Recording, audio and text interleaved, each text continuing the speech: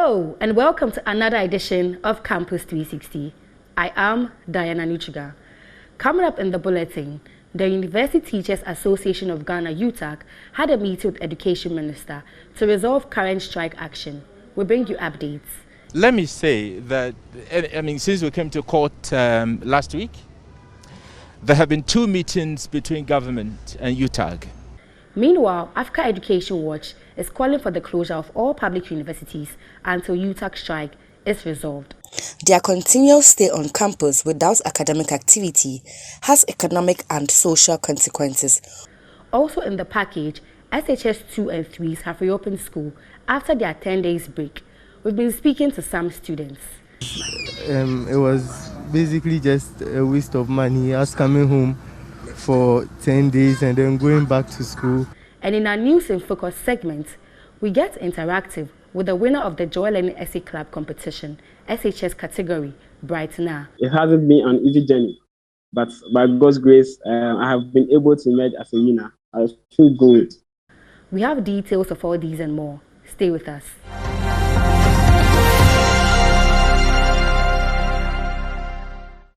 To our very first story, the University Teachers Association of Ghana UTAG and other stakeholders had a meeting with Education Minister Dr. Yaosei Educhum to discuss ways of providing better conditions of service for lecturers to go back to the classroom. The minister met with the National Executive Committee of UTAG alongside other stakeholders on Thursday, February 10, 2022. Here are some updates from the meeting. After the two meetings with UTAG and the Ministry of Education, lawyer of UTAG, Kwesi Kelly, the latter, said the meetings yielded no positive results. Let me say that, since we came to court last week, there have been two meetings between government and UTAG. The sole purpose of those meetings was to reach some understanding or agreement so that the matter in court will be rendered completely unnecessary or moot, as the lawyers say. When they met on Tuesday, the government gave a promising indication that the matter was going to be resolved. In fact, some figures were discussed. The government said that it was going to meet with the Fair Wages and Salaries Commission to crunch up the figures and get back to UTAG. So they will discuss it this morning, 8 o'clock. 4 hours of meeting this morning between the government team and UTAG. And the indication we got was that, well, we cannot negotiate with you whilst you're still on strike. And so that's how we ended. That's how it ended today, unfortunately. However, for the second time, the Accra High Court Labour Division has adjourned NLC and the UTAG case for parties to deliberate further. After over 40 minutes of discussion between the lawyers of both the National Labour Commission and the University Teachers Association of Ghana, Presiding Judge Justice Frank Roxon adjourned the case to February 15, 2022. The counsel for UTAG, Kwesi Kelly, the latter, commended the judge for the diplomatic manner in which he wants the issue to be addressed. On whether UTAG will call off a strike as negotiations are ongoing, Kwesi Kelly, the latter, stated that will be determined by the general membership of UTAG. As you're all aware, the matter was adjourned to today for legal arguments to be heard.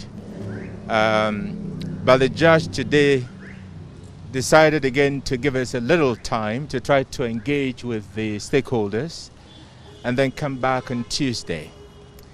Let me say that this is a quintessential gentleman as a judge.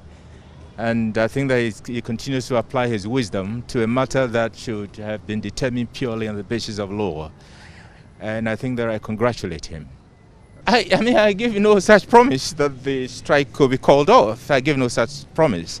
Last time when I engaged with the media, I explained to you the strictures of the UTAG Constitution, which requires that the National Executive alone doesn't take decisions on strike. And so it's going to be a broad consultation with all the branches or chapters of UTAG to take that decision. Meanwhile, education think tank Africa Education Watch has called on all vice-chancellors to shut down all public universities until the University Teachers Association of Ghana, UTAG, calls off a strike. In a press statement, EduWatch is of the view that continuous stay of students on campus without academic activity has diverse economic and social consequences of students and their caretakers.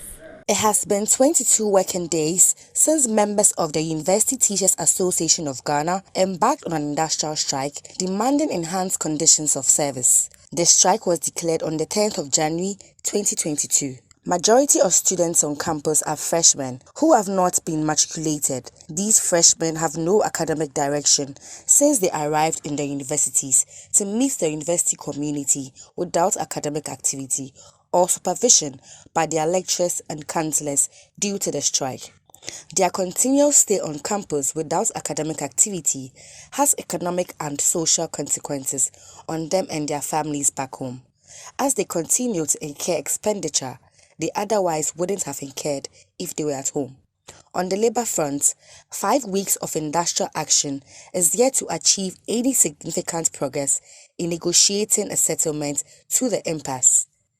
In view of the social and economic cost of staying on campus with no academic activity, the absence of an academic direction for freshmen on campus, and the apparent lack of an imminent negotiated settlement of the impasse, it will be in the best interest of students, freshmen especially, and their families for schools to be closed down.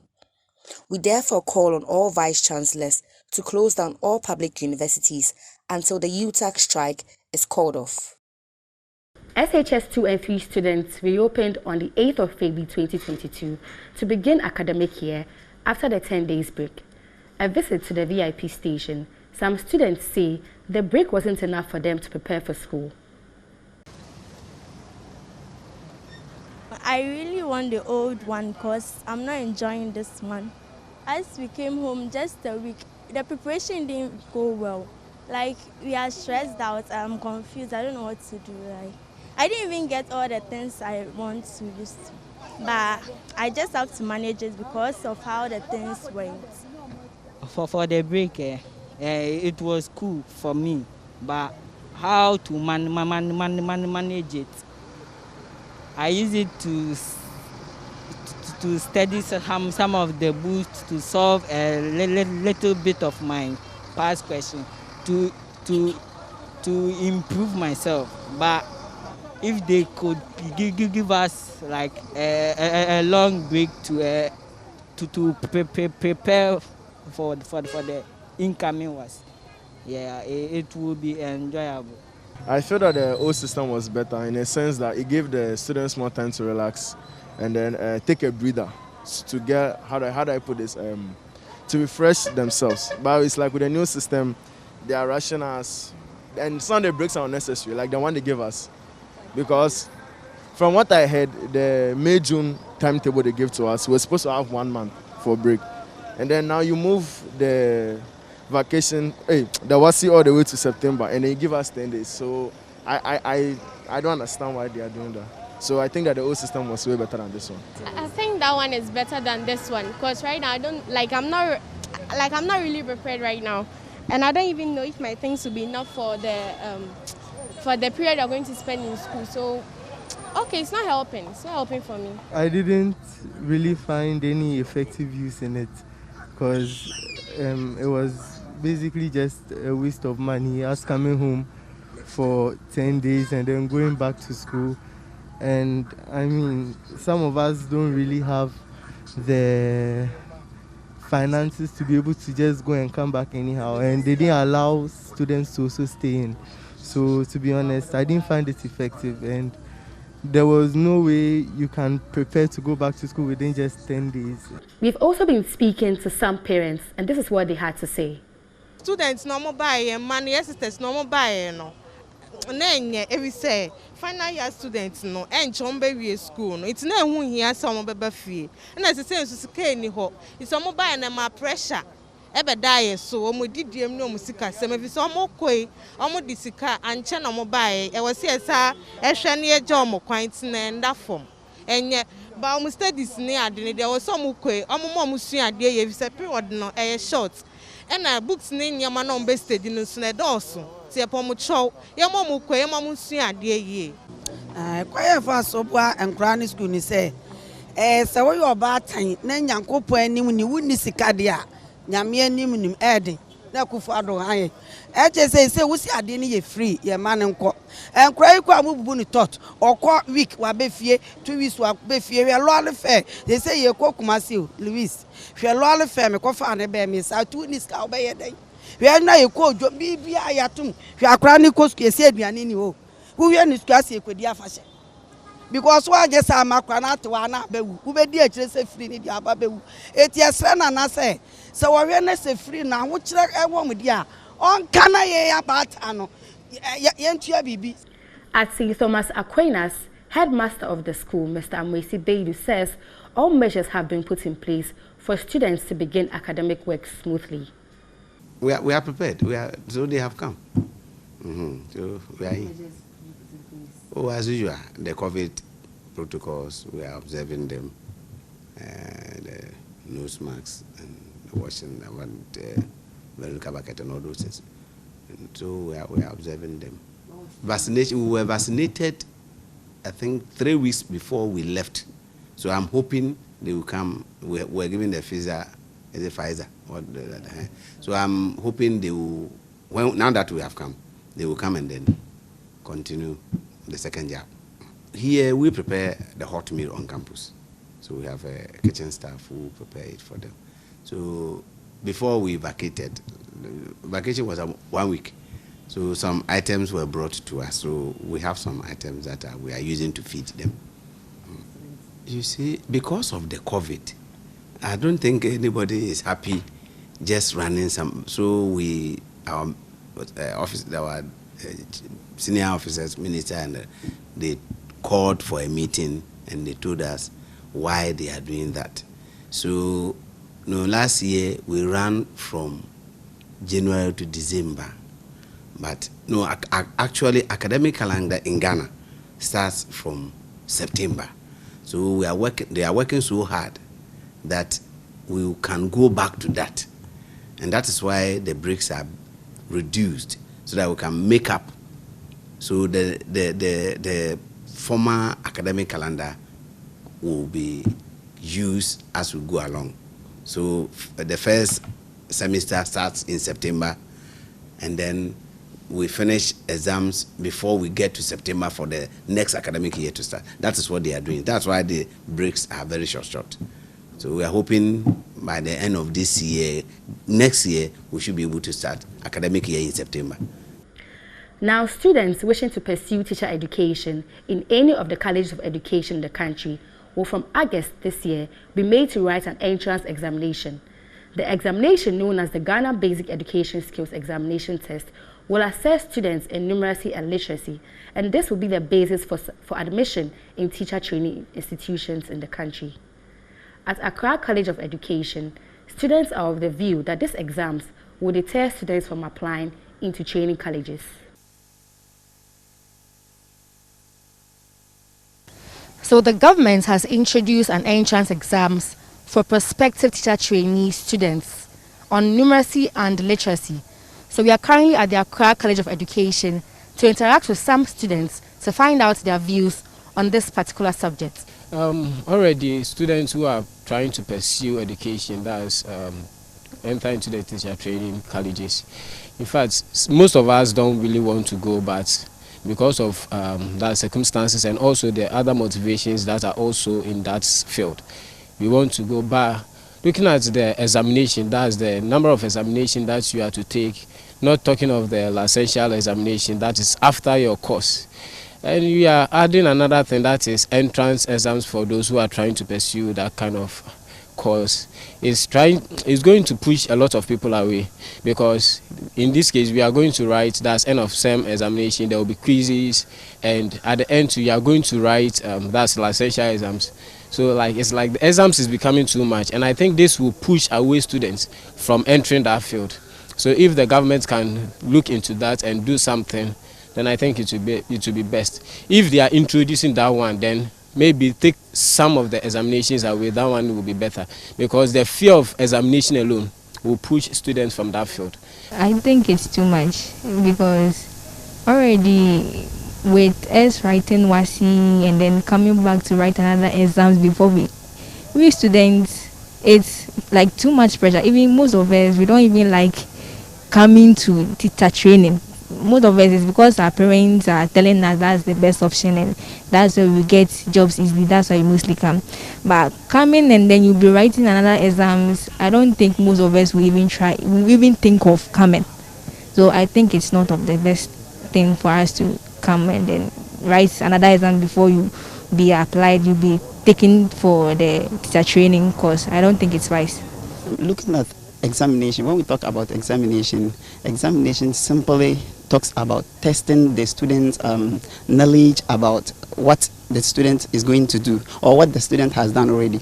And in this case, where you are still coming into the college and maybe some people completed SHS years ago and they've sat in the house for some time, and due to these problems they forget certain things, and it is here that when they come and they are given some little push, they can quick start, they can pick it up.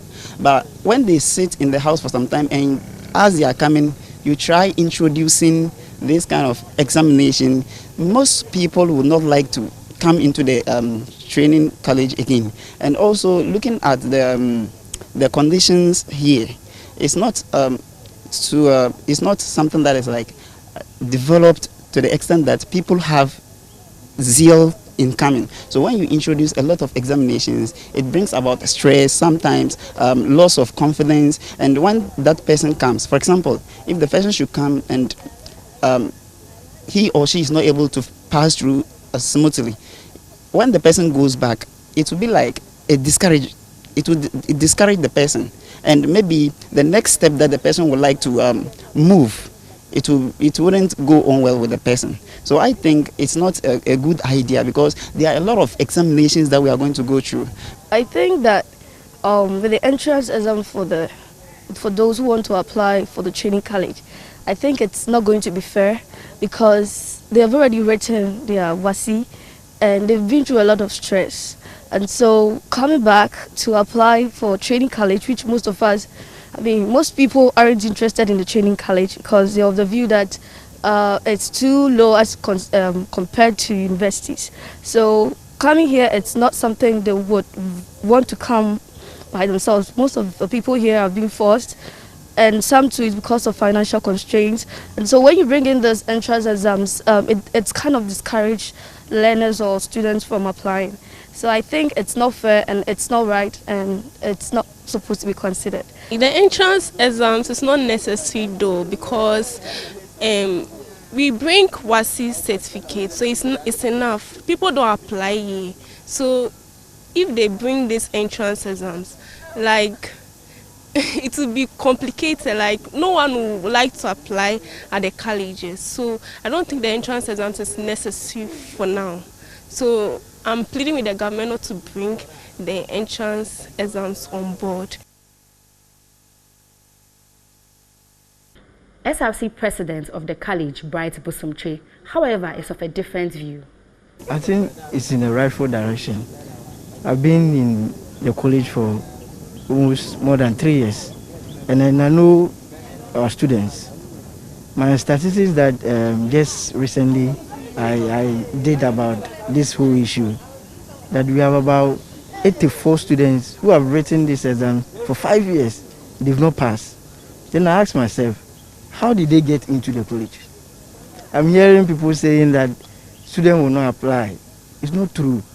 This early admission that they did, we have about 4,000, 3,000 people who applied. Just 400 that we admitted. So where from this ideology that people will not apply? We just want to raise the standard of the profession. And we need to be mindful of certain things like this. Just this is normal numeracy, literacy questions they are asking you. So if you can't do this, then what are you going to teach our kids? And so we need to be careful about this whole issue, even though we are worried because you write a lot of papers when you come. But that shouldn't be a problem. As a student, you can't tell me you fear exams. Because everything you do, you need to be tested on it. So to me, I think those rumors that is coming in is not a good idea and this thing, I don't have, but to me, I think that we can go on with it so that at least we'll get the quality people who are ready for the job to go inside the classroom and teach our words for us.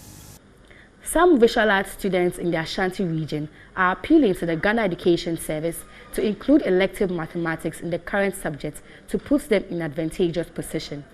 Here also in the Greater Accra region, we have been engaging some students on the option of including elective maths for visual arts students. At the Visual Arts Department of the St. Thomas Aquinas, students say this will go a long way in helping visual arts students at the tertiary level.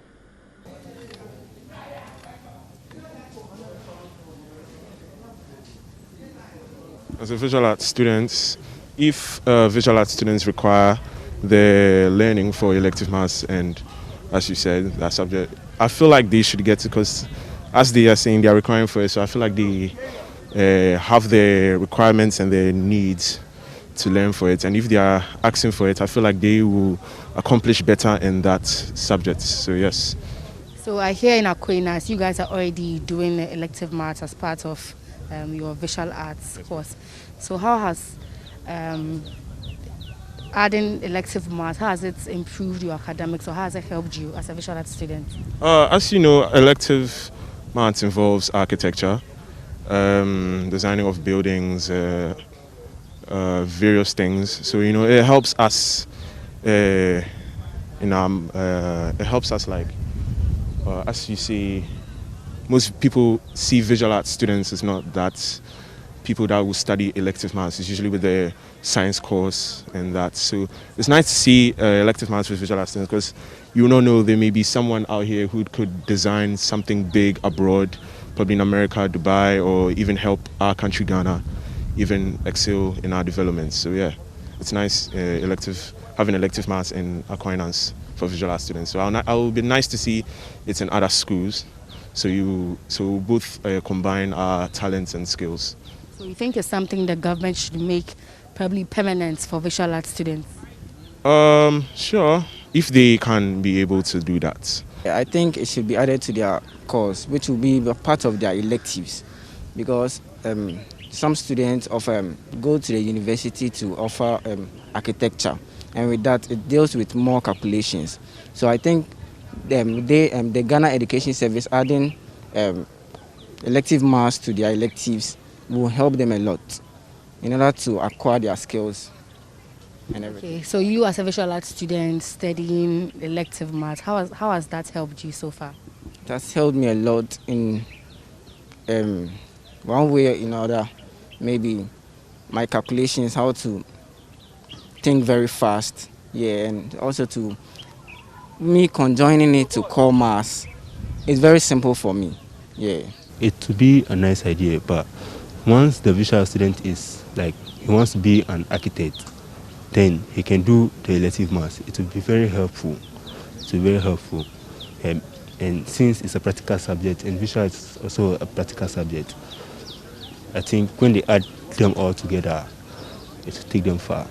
I would say that it's a great idea because when we are allowed to do the elective maths, it gives us chance at the university level to do some courses, the sciences and the other courses, general art and co.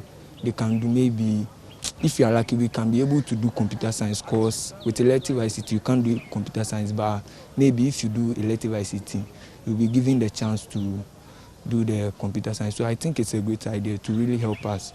So I think they should enforce it. So how does being a visual arts student studying elective maths, how has it helped you in your academic race so far?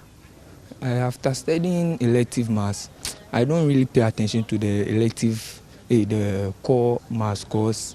It's basically the same because the core maths and the elective maths, they have similar topics and but with the elective maths, I get further understanding about the core maths. So I think it's made it easy for me to do the core maths. Peter Obain Trinibua, a visual art teacher also acting as the assistant headmaster of the school, lauded the introduction of the pre-engineering program for non-science students and also called on the Ghana Education Service to include elective maths for visual art students. I think we would welcome the initiative by the government for the visual arts students to have an opportunity to study engineering. Probably what a lot of people don't know is that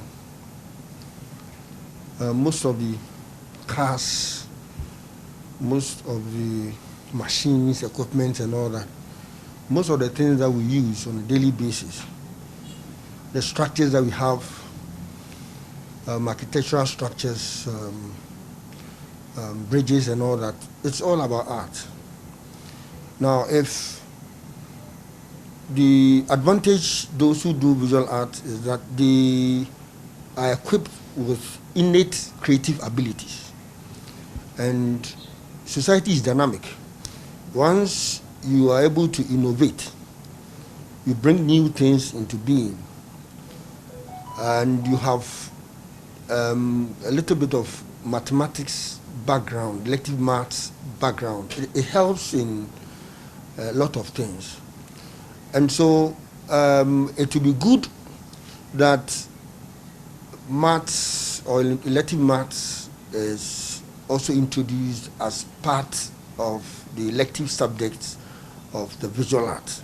But already some schools are doing it. Here we have ICT stroke, elective maths for those doing visual arts. And basically, it is those who want to pursue architecture at the university who normally take the elective mathematics. But we've had other visual art students who probably would add that to the electives, and the student does well and finds himself in other areas, which is equally important. But for the visual arts, the perception that if you do visual arts, all you have to do is draw. It is that perception that we have to erase. Leonardo da Vinci, a renowned medical doctor, he was a sculptor, architect, and all that. An artist. People think that once you draw, for example, you have these cars, they are designed by artists. And if you have a little bit of engineering, you have a little bit of mathematics, and you can do some calculations and all that, then it puts you in a very good stead for society to grow. China and the developed countries that I know of take art seriously. It is even a core subject from primary to a particular level, sometimes even senior high. And so everybody has that sense of developing whatever talent that the person has. And that also leads to, of course, industrialization. It leads to self-employment, creativity, dynamism in the society, and changes and advancement and modernity. So I think it's a good call.